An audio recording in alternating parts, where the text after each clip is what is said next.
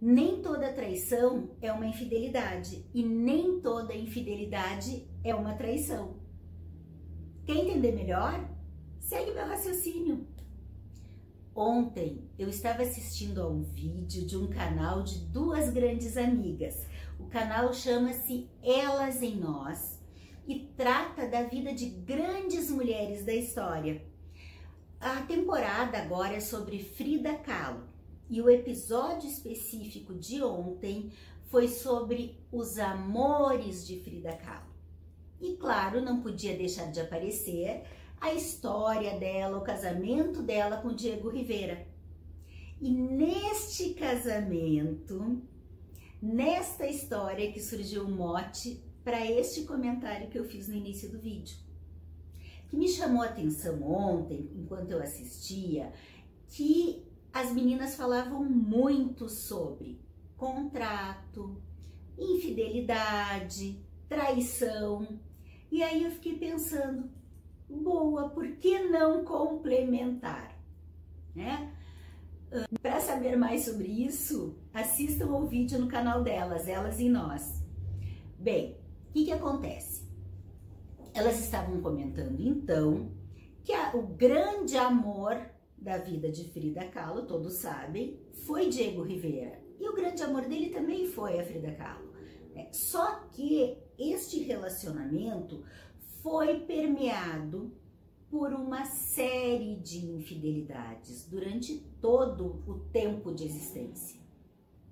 E mesmo assim, mesmo sabendo que em princípio o Diego seria infiel, ainda assim ela, esse ícone, né, do feminismo tão arrojado, mas ela sempre permaneceu com ele, quase sempre.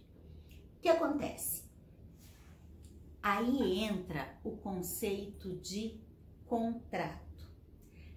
Cada casal, aliás, diria mais, em todos os nossos relacionamentos, seja de amizade, seja profissional, seja conjugal, seja os relacionamentos que forem, sempre são pautados por contratos. Contratos que podem ser implícitos ou explícitos. Explícitos, contrato de trabalho, é óbvio, né? Aquilo que a gente vai, bota tudo ali no papel, assina o que tem que ser feito ou não. Esse é o contrato mais claro que tem e ainda assim dá margem, né, para algumas desavenças. Imagine então nas relações pessoais em que os contratos muitas vezes não são negociados, falados abertamente, mas vão se dando à medida que as pessoas vão se conhecendo, vão começando a conviver.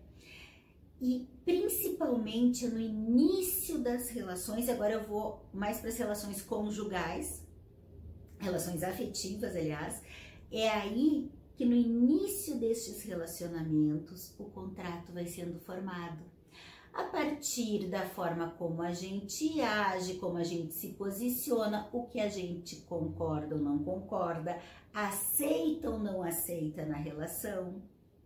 Então tudo isso vai sendo o norte que vai guiar muito da vida dessa relação. Claro que o que acontece é que uma relação que permanece, digamos que daqui a 10 anos, as pessoas que fizeram este contrato inicial provavelmente não serão mais as mesmas. Evoluíram, cresceram, mudaram e talvez muitas cláusulas daquele contrato inicial já não sirvam mais. E aí sim, de tempos em tempos, a gente diz que os contratos relacionais têm que ser refeitos, têm que ser renegociados para que possam se adequar à fase atual. O problema que pode acontecer em muitos casais é que um evolui, um sente que aquela relação já não está mais cabendo, aquele contrato relacional não cabe mais na sua vida e tenta renegociar para se adequar à fase atual. E o parceiro, parceira, muitas vezes não consegue, permanece fixado no momento anterior, há 10 anos atrás, ou não evoluiu, ou não lida bem com mudanças, e aí não aceita, tenta puxar para o antigo modo de relacionar, e o atual tenta puxar para uma nova negociação. E aí podem dar crises, ó, não tem mais sintonia que tinha no início, e podem dar crises, podem dar inclusive as separações. Esse é um dos casos em que pode acontecer. Mas voltando, no exemplo da Frida Kahlo, quando elas traziam a história, elas deixaram muito claro, e por isso eu recomendo que assistam, que neste contrato deste casal, a infidelidade, ou seja, ficar com outras pessoas, ter relacionamento com outras pessoas, não era uma traição. Parece estranho, né? Eu lembro que a Marcinha até falou no vídeo dela, para mim não serve. Eu diria a mesma coisa, para mim não serve. Mas tem casais, a gente não ouve falar de relacionamentos abertos, em que, bom, então tá, nós somos o casal conjugal, mas cada um pode ficar com outras pessoas. Neste caso, infidelidade não é traição. Por outro lado, neste mesmo casal, vamos imaginar que, mas nós dois combinamos que ninguém, os dois gostam de viajar juntos, ninguém viaja um sem o outro. Então tá, quer dizer, ficar com outra pessoa pode, mas um vai e diz assim, tô viajando e pega a estrada, traiu. Este parceiro pode se sentir muito mais traído pela quebra do contrato da viagem do que seu parceiro ter ficado com outra pessoa. Existem inúmeros arranjos. Tem casos, por exemplo, que, bom, tem dia da semana, nas quartas-feiras é liberado, nos outros dias não pode. Então, assim, se o parceiro fica com outra pessoa na quarta, tá tudo tranquilo. Se ficar na quinta, cometeu uma traição. Porque traiu o acordo, traiu o que foi contratado. E neste caso, sim, em casos assim, os contratos são explícitos, ou seja, verbalizados.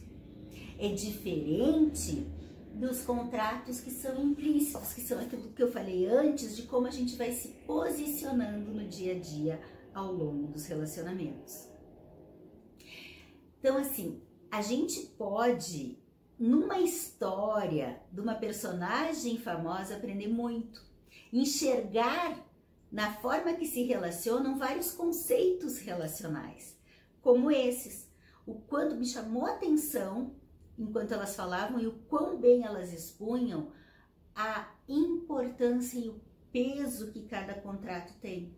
Lembrei agora que neste caso, desse exemplo que elas trouxeram, de haverem infidelidades toda uma vida nessa relação.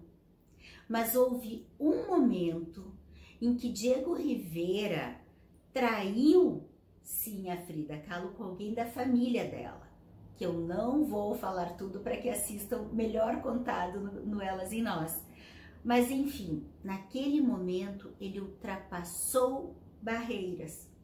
Então, todas as outras relações que ele teve, nas quais ela não se sentia traída, talvez incomodada, mas não traída, neste momento ele fez a maior quebra de contrato. Ele de fato ultrapassou as medidas e ela se sentiu duplamente traída pela familiar e pelo marido.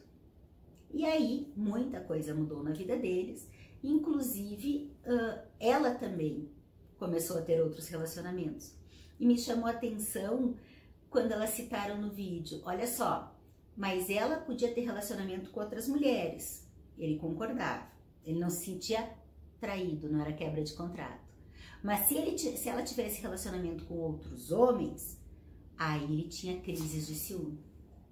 Então, assim, eu lembro que elas disseram, nossa, mas são 2 pesos e 2 medidas. Ele pode, ela não. Ok, a gente pode achar estranho, concordar ou não nos cabe, mas é o contrato daquele relacionamento. Pode ser impactante ouvir tudo isso e pensar desta forma sobre relacionamentos. E não estou dizendo que este seja o ideal. Inclusive, até como terapeuta familiar, eu acolho a todos os casais, a todas as formas de viver, mas claro que eu sempre vou tentar entender o que leva cada casal e cada pessoa a fazer suas escolhas. Mas eu trouxe aqui esse exemplo porque me chamou a atenção os termos que elas usaram e também com o mesmo objetivo que elas trouxeram no vídeo delas, que são histórias de outras pessoas que nos façam refletir também sobre as histórias. Porque nós, nas nossas relações, também temos contratos. Não tão explícitos, não tão que chocam aos demais muitas vezes, como este exemplo que foi trazido. Mas que também a forma como nós nos posicionamos, a forma como nós nos relacionamos, impacta em todas as bases das nossas relações. E que muitas vezes a gente quebrar um combinado com alguém também é uma forma de traição. E é aí que eu também queria chegar. Que a traição não precisa ser só sexual. Mas a traição vai para muito além disso. Vai para a quebra de contrato.